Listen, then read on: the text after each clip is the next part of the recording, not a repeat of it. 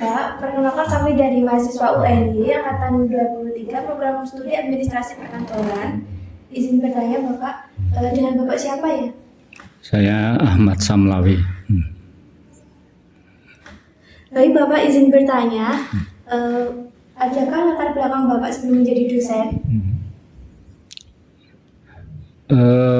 Ya latar belakang kalau Pak Sam itu punya latar belakang sebelum menjadi dosen, ya kuliah S1, S2 seperti biasa, seperti lazimnya ya seorang dosen.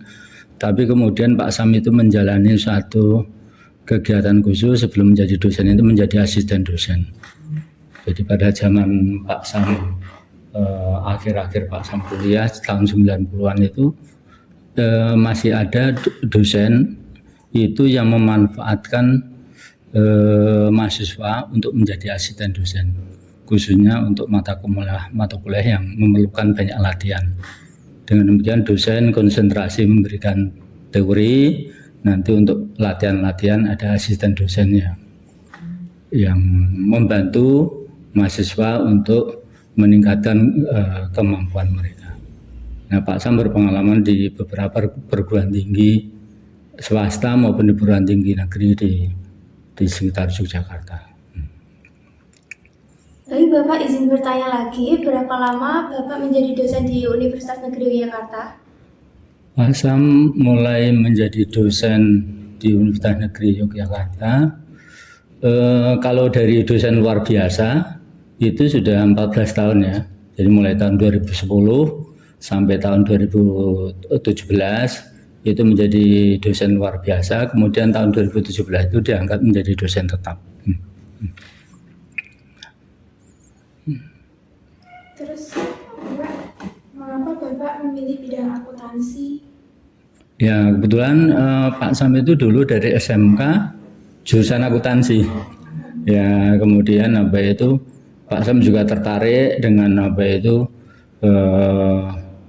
bidang ilmu itu. Dulu Pak Sam itu juga pernah mengalami masa transisi ya. Jadi di tahun awal 90-an ya, awal tahun 80-an itu di Indonesia itu masih ada mata kuliah hitung dagang. Ya. Hitung dagang. Itu kan mata pelajaran warisan zaman Belanda ya. Nah pada saat itu memang akuntansi itu baru awal-awal masuk ke Indonesia, terutama bagi dosen-dosen yang dulu belajar di Amerika. Nah kemudian Pak Sam pada tahun 81 itu kemudian yang sebelumnya hitung dagang, kemudian mata pelajaran itu diganti menjadi akuntansi. Nah sejak saat itu Pak Sam belajar akuntansi. Ya, dan Pak Sam merasa nyaman, merasa senang, merasa tertantang belajar akuntansi. Ya. Kalau untuk motivasi sendiri Bapak menjadi dosen apa? Terutama di kampus UNY Gunung Kidul yang terkenal jauh dari tempat tinggal Bapak.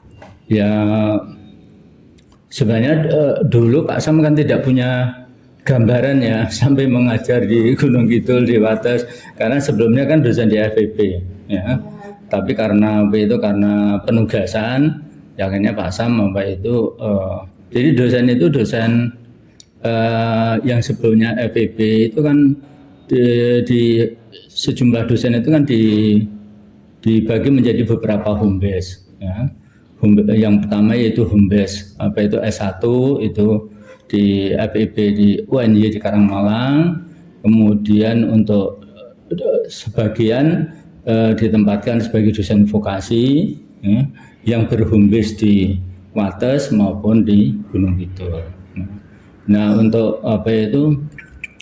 untuk saat ini itu untuk baik dosen yang berhome base di Wates maupun yang berhome base di Gunung Kidul itu tetap mengajarnya itu di dua tempat, yaitu di Gunung Kidul dan di Wates.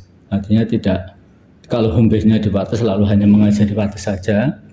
Demikian juga yang home base-nya di Gunung Kidul hanya mengajar di Gunung Kidul saja, tapi tidak. Karena memang ini berhubungan dengan keterbatasan SDM di prodi akuntansi di Fakultas Vokasi UNY.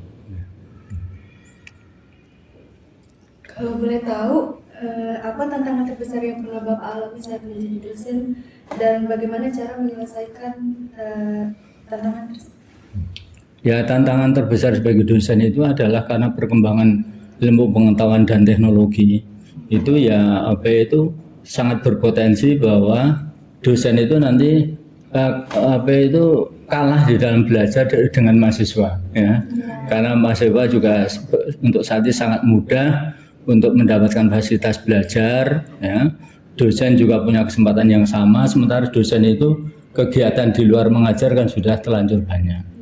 Oleh karena ini merupakan tantangan, ya, bagaimana mahasiswa dosen itu bisa mengikuti perkembangan pengetahuan dan teknologi, ya, dengan tidak, ya, kalau misalnya itu sampai artinya tertinggal dari mahasiswa karena mahasiswa sangat aktif itu juga wajar. Makanya dosen itu juga sebisa mungkin melakukan kolaborasi dengan mahasiswa dalam proses belajar mengajar. Nah, kan mahasiswa itu kalau di perguruan tinggi itu kan sebagai center of learning, ya, sementara dosen itu memfasilitasi, sehingga dengan adanya kolaborasi antara dosen dan mahasiswa, nanti ilmu pengetahuan dan teknologi yang kita sampaikan di kelas itu nanti akan berimbang antara artinya materi yang diberikan dosen lalu tambahan informasi dari mahasiswa, itu nanti ilmu pengetahuan dan teknologi akan semakin lengkap sehingga tidak ada mahasiswa yang merasa tertinggal, ya, di bidang perkembangan ilmu pengetahuan dan teknologi. Ya. Selanjutnya, apa pengalaman berkesan yang pernah Bapak alami sebagai dosen di Fakultas Vokasi khususnya di Gunung Kidul? Ya, pengalaman berkesan itu kalau sebagai dosen itu kalau mahasiswa itu bisa menyerap apa yang diberikan oleh dosen, ya, dengan prestasi mahasiswa. Misalnya ada mahasiswa yang berprestasi di bidang, misalnya ada di bidang cerdas cermat, misalnya di bidang leadership, di bidang itu Pak Sam akan merasa bangga, ya, karena mereka bisa berprestasi dengan segala kelebihan dan keterbatasan yang Pak Sam miliki.